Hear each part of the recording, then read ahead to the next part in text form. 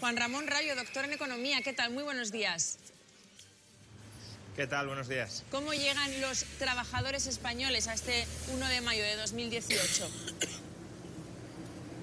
Bueno, pues llegan todavía sufriendo las secuelas de una de las crisis más grandes que ha padecido la economía española en toda su historia. Tenemos una tasa de paro en torno al 17% y en ese contexto de todavía muy alto desempleo, pues evidentemente los salarios están estancados, dado que para que los salarios puedan aumentar hace falta que estemos cerca del pleno empleo y sobre todo que la productividad del conjunto de los trabajadores españoles aumente, y esas condiciones, por desgracia, no se están dando.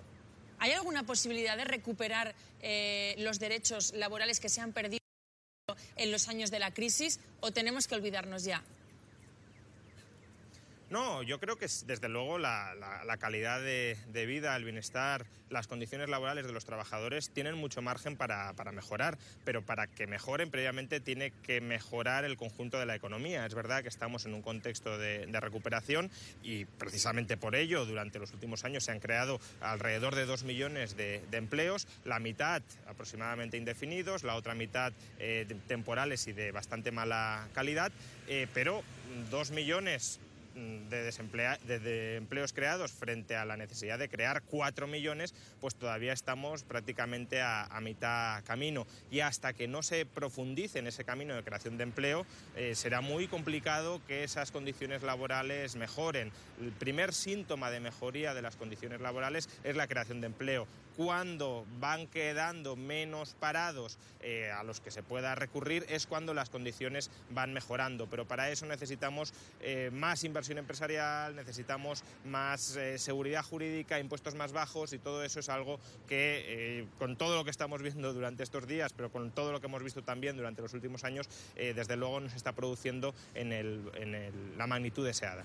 Lo que pasa es que, señor Rayo, hay muchos españoles que no se conforman con la creación de empleo, porque ese empleo que ellos sufren cada día es un empleo muy precario. Entonces, empleo a costa de todo, ¿es esto lo que nos espera para los próximos años? ¿Nos hemos acostumbrado a este tipo de empleo?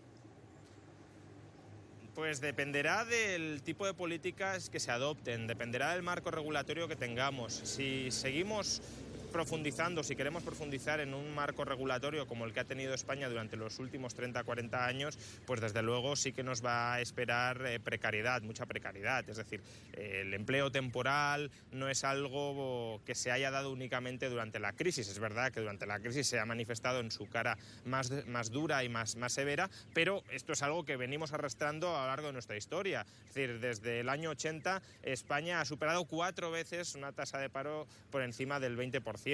La temporalidad, que actualmente ya es muy alta, es la más alta de Europa, está en el 27%, pero es que en plena burbuja inmobiliaria en 2005 estaba en el 35%. Por tanto, tenemos un problema claro en España de calidad del empleo, y ese problema se debe sobre todo a una regulación laboral enormemente intervencionista en la vida económica de trabajadores y empresas. Y mientras mantengamos ese alto intervencionismo laboral, que es el que ha caracterizado antes y después de la reforma laboral el mercado laboral español, pues tendremos lo que hemos venido teniendo, ya digo, durante estos últimos 40 años. Señor Rayo, vamos a escuchar al líder del Partido Socialista, Pedro Sánchez, que está precisamente en la manifestación del 1 de mayo en Madrid. Social no dan para cubrir ese déficit que ahora mismo tiene el sistema público de pensiones. Habrá que abrir el debate sobre la financiación complementaria, habrá que abrir el debate sobre cómo creamos nuevos impuestos para cubrir ese déficit de la seguridad social y garantizar unas pensiones dignas. Nosotros hemos propuesto que el sector financiero sea al que se dirija esa imposición, con ese impuesto extraordinario a la banca, pero en todo caso estamos abiertos a que en el Pacto de Toledo, en la Comisión del Pacto de Toledo, si el Gobierno de España reconoce que hay que abrir ese debate y crea, en este caso, el impuesto a las corporaciones vinculadas con las nuevas tecnologías, con las tecnologías de la información y de la comunicación, nosotros estamos dispuestos a valorarlo y, por supuesto, apoyarlo. Señor Sánchez, en Direjo para Al Rojo Vivo, ayer sorprendió el apoyo de su partido. Ahora bien, no vamos a entrar en disquisiciones personales. Valora Pedro Sánchez de las palabras de Rafael Catalá, pero también, señor Rayo, dice que es el momento de reivindicar unas pensiones dignas. La Comisión Europea, señor Rayo, quiere una valoración, ha hecho un informe en el que dice que la reforma del Gobierno de 2013, la que se acaba de cargar, era la reforma buena.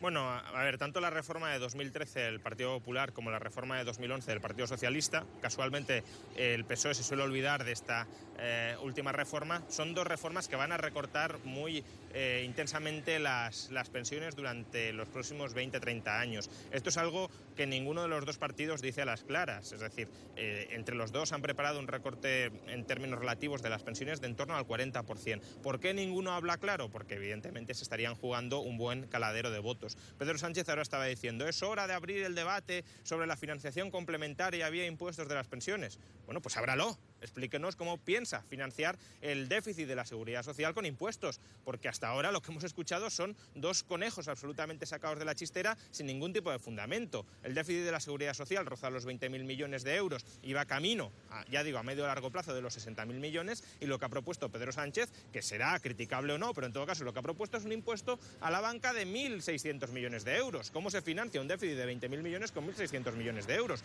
Ya no hablemos del populismo fiscal del señor Montoro proponiendo nuevos gravámenes sobre las tecnológicas estadounidenses que operan en España, que según el Sindicato de Técnicos de Hacienda Gesta recaudarán en el mejor de los casos 500 millones. Es decir, estamos hablando de un déficit de 20.000 millones, un partido propone algo que según su propia estimación recaudará 1.600 y el otro 500. Esto no es un debate serio. La Seguridad Social está atravesando un momento delicadísimo y vamos camino de todavía más complicaciones dentro de la Seguridad Social. Y lo que no es de recibo es que se estén tirando los trastos electoralmente a la cabeza, prometiendo subidas de pensiones cuando no son financiables y que para supuestamente financiarlas se saquen de la chistera, ya digo, dos conejos que no tienen piel alguna. Pues muchísimas gracias, señor Rayo. Gracias por atendernos. Muy buenos días. Muchas gracias a vosotros.